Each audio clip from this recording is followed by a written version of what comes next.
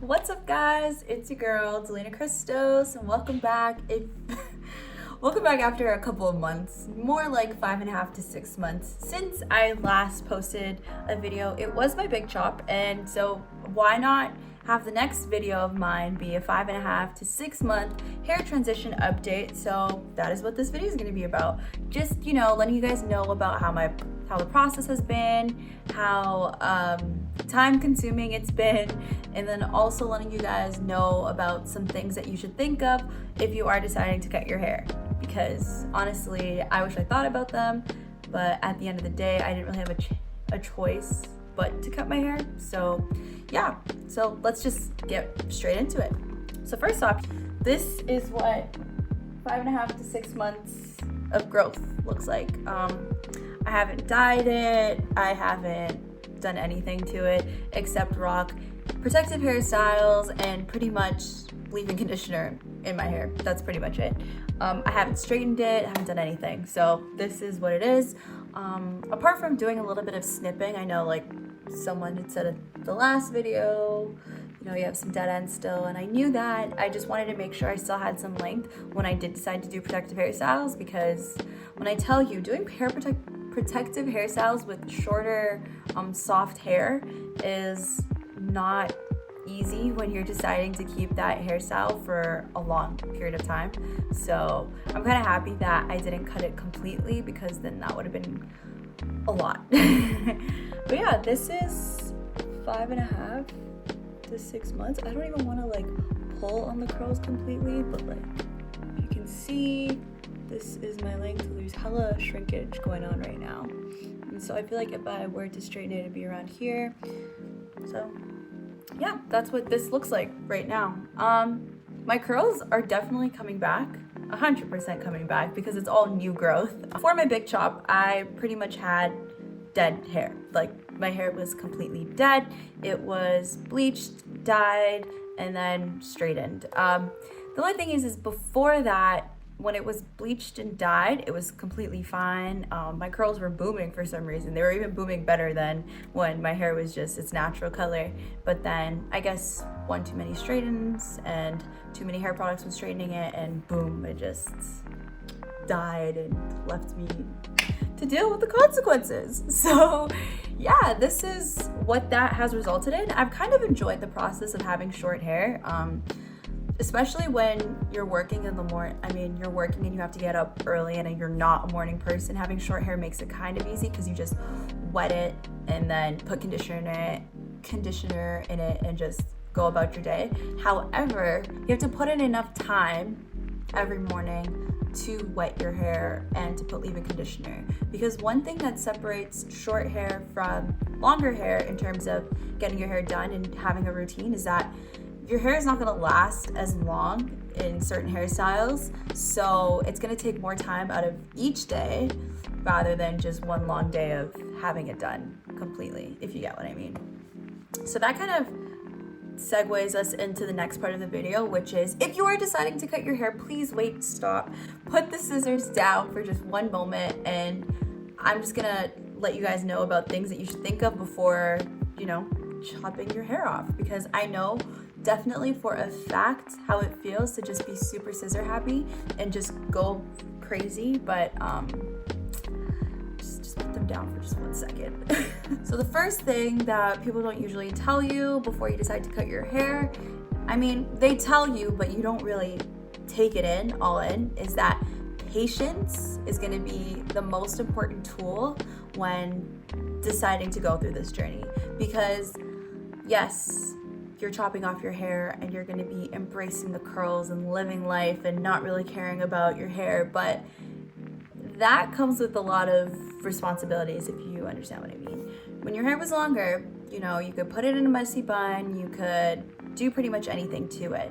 However, when your hair is shorter, you can't rock as many hairstyles.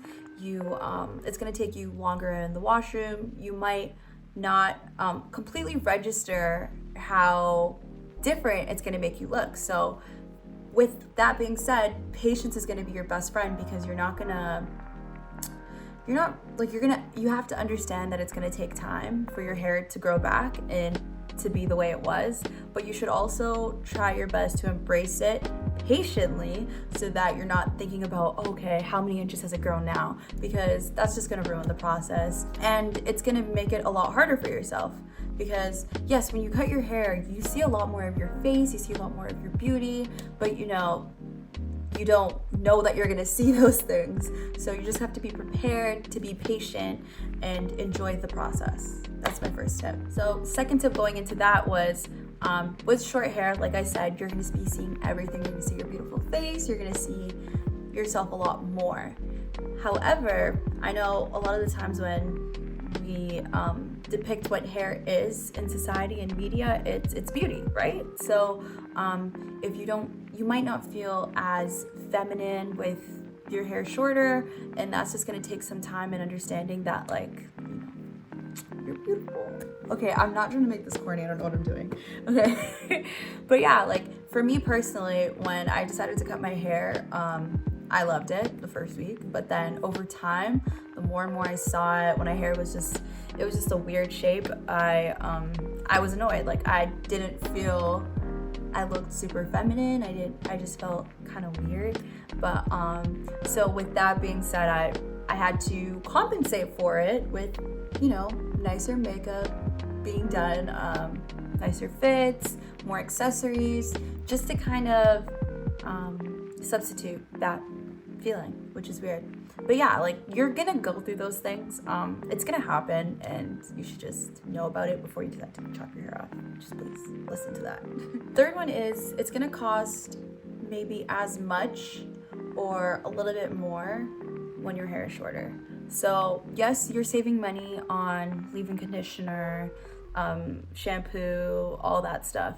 However, when it comes to rocking your hair, some people may not be as comfortable with just keeping their hair completely short, not touched, no protective hairstyles throughout the whole journey, and that's where you would save money. However, you might try to compensate with that with the added accessories. So purchasing more accessories, purchasing more clothes, purchasing more makeup. You might decide to do that. Or going into protective hairstyles, you may decide to do more protective hairstyles throughout the process because you're not comfortable with the ugly shortcuts that you're gonna go through when your hair is growing. So with that in mind, that kind of goes into what my personal experience was, which is like, because of the fact that my hair is pretty soft, and when it was shorter, it was just harder to grab onto and for hairstyles to kind of blend with my hair per se. So like, hash and twists were rougher to do. They were a lot harder to do, and braids didn't hold in as much as they would have with my hair longer, just because there's a lot less for the extensions to hold on to, which made that difficult. It was easier to put on a wig for sure, but when you did hit that ugly transition phase when your hair doesn't even do cornrows, but it also doesn't stay flat in a wig cap, that's rough. That one's annoying. So yeah, there was that. So that's another thing to think about. You're gonna spend money on more hair if you're thinking about doing protective hairstyles throughout the whole process. If you're deciding to just rock it natural, you may decide to buy more accessories to compensate for the fact that you don't like the look, or you're just trying to make it look a lot more of a pop. That might be something to think about. I love how all my tips are just kind of transitioning to one another, because they all have an aspect of it that relates to the next one. So with that in mind, the fourth one is that hairstyles are going to be limiting. So you can't put your hair in a messy bun anymore. You can't do cornrows anymore if you're doing it just on your natural hair. Yeah, it's gonna be a lot harder if you're deciding to do just a ponytail and an extension ponytail. It's gonna be a lot more difficult. You're probably gonna have to do a weave. It's probably not gonna last as long as it would.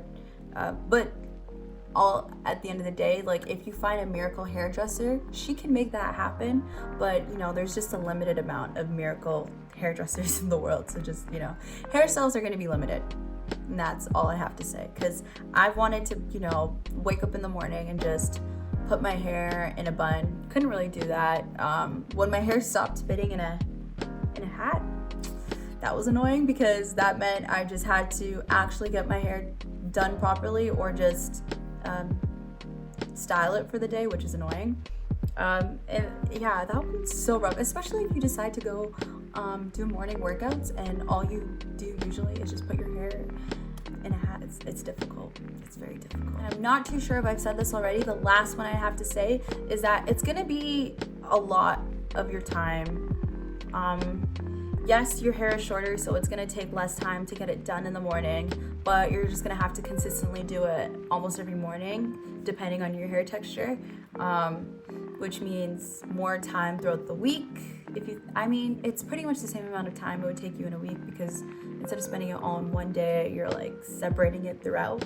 However, depending on your hairstyle, the type of hair you have, it's just gonna take a lot more time. If you decide to dye it, it's gonna take a lot more time to just like fill in the roots, because it's gonna look a little bit more different compared to if you dyed your hair when it was longer.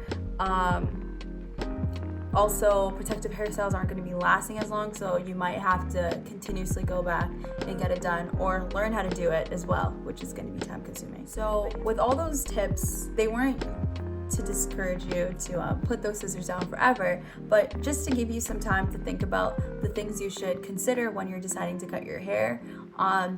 I've enjoyed the process. I've had some down moments where I'm just like, I hate my hair. And I've had some fun moments where I decided to do hairstyles that I would have never decided to try if my hair was longer, because I'd just be like, whatever. Like I didn't feel the need to. But with short hair, it's kind of showed me different sides of myself that I didn't know before. I've tried fun things with my hair. It's just pretty much like all about rocking it. So with your hair journey, there's a chance, you're gonna build a different type of confidence, which I hope you all do if you do decide to cut your hair. If you have any questions about my hair journey, just let me know in the comments below, or even message me on my social medias that I will leave in the description box. Yes. I will try to make more videos throughout the 2020, and I hope to hear more from you guys as well. So thank you so much for watching this video, and stay tuned for more. Oh yeah, and for all of you that think I still have dead ends, they might be there, but that's just because I really do need a trim. But this is my hair. This is, there's just some Shea Moisture in it right now. Yeah, that's pretty much all I have in my hair. I wanted to put, Can 2 has been a lifesaver, but today I just decided to use Shea Moisture Curl Custard. Yeah, I think I'll just leave it in the description box because I cannot remember the name.